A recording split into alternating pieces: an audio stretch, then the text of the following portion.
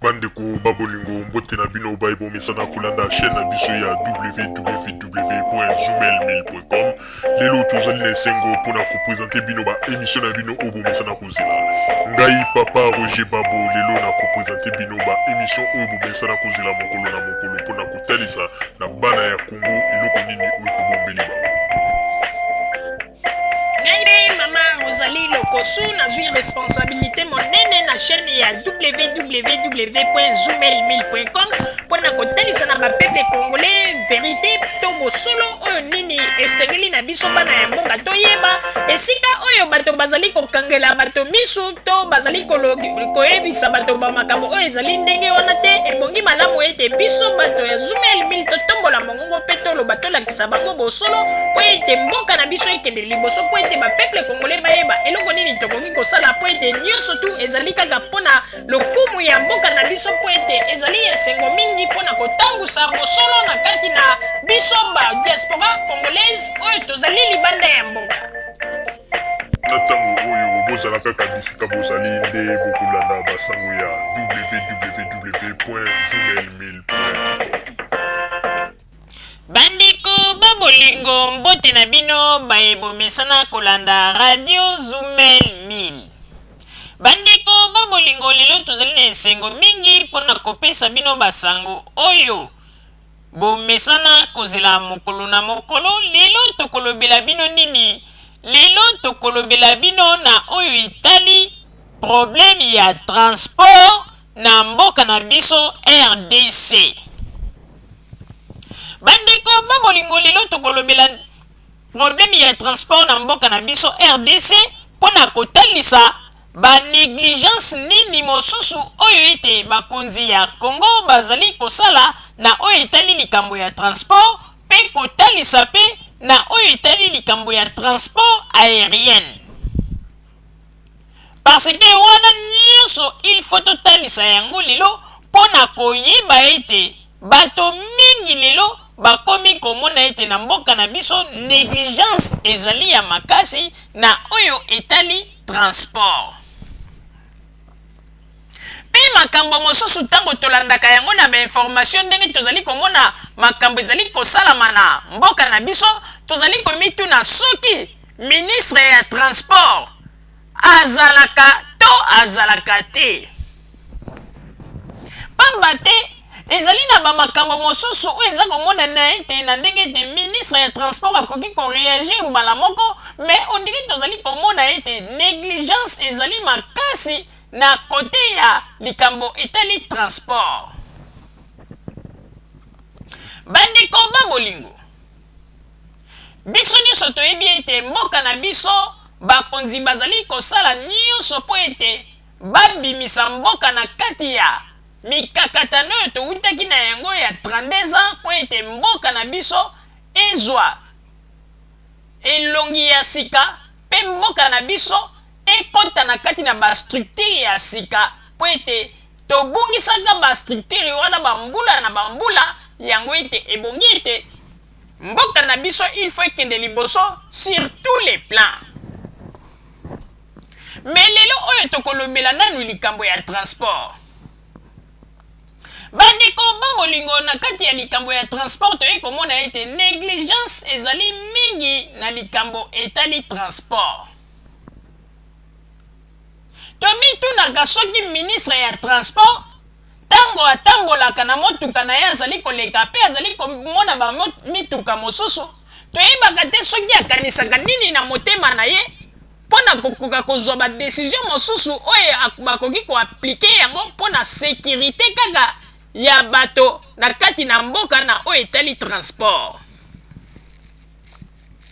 Par exemple bandeko likambo oyo ezali kokamwisa biso ti lelo tozali kokomprendre te soki ezali na kati ya Kinshasa soki ezali na kati na village soki ezali wapi toyebaka te.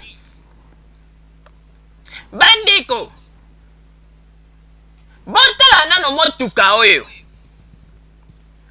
po ete ezali motuka moko tomona yango kala na bainternet balobelaka yango me lelo tolobi nano ete tomeka nanu koniata likambo oyo mpe tolobela yango po ete ezali impossible komona na mboka monene lokola RDC bakoki kondima ete motuka ya boye etambola mpe na badanger nyonso.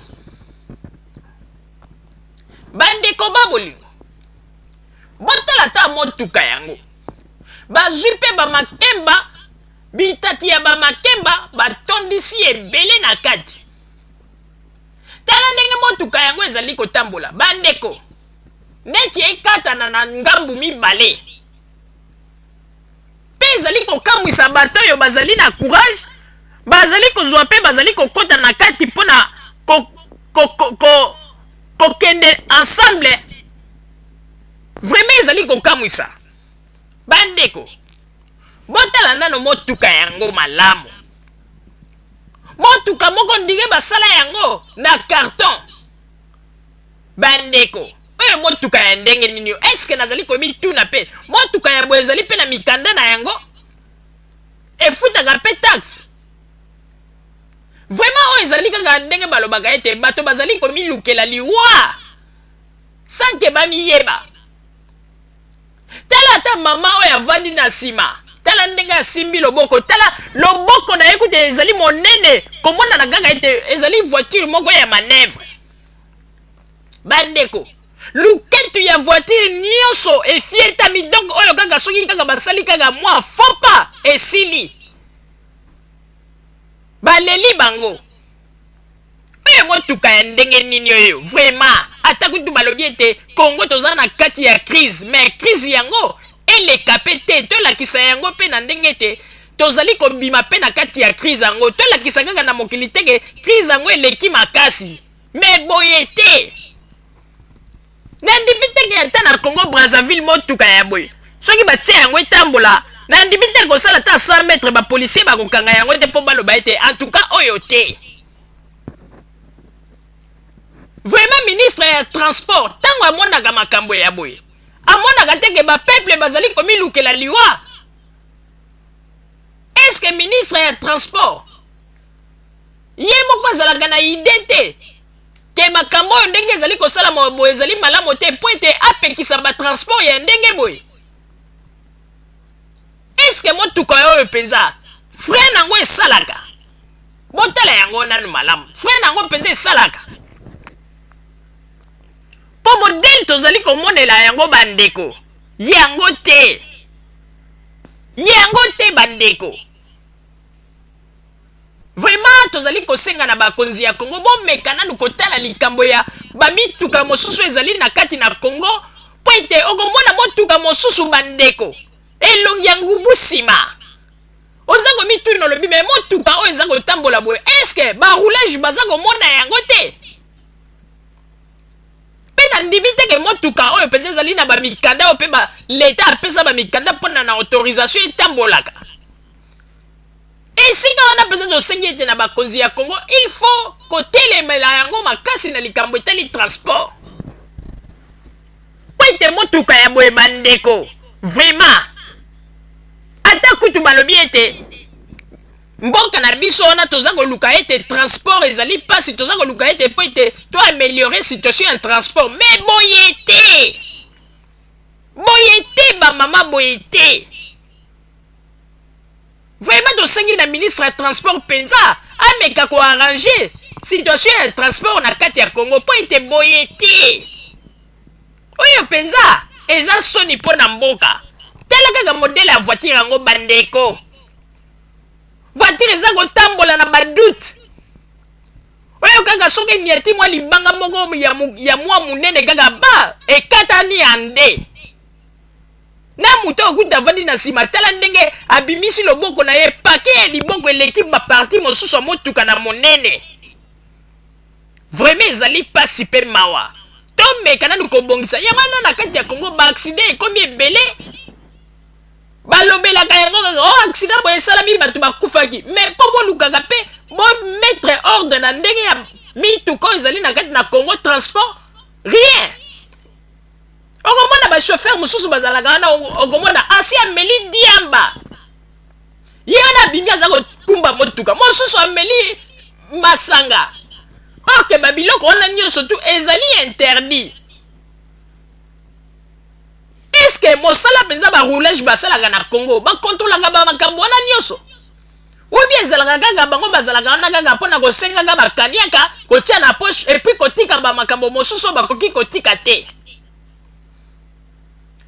Vraiment ministre ya transport ameka koarrange ba situation ebele po ete Congo oyo bino bozali kokanisa ete ndenge ezalaki na ntango ya ex Zaire ke ba makambo nyonso tu ya kati ya mboka ebombani mokili mo eyeba eza te boyebaka ete ba makambo oyo lelo ezali kosalama na kati na mboka minute ezali ebele ntango likambo esalami epanzani na bainternet biso koto oyo tozwi yango.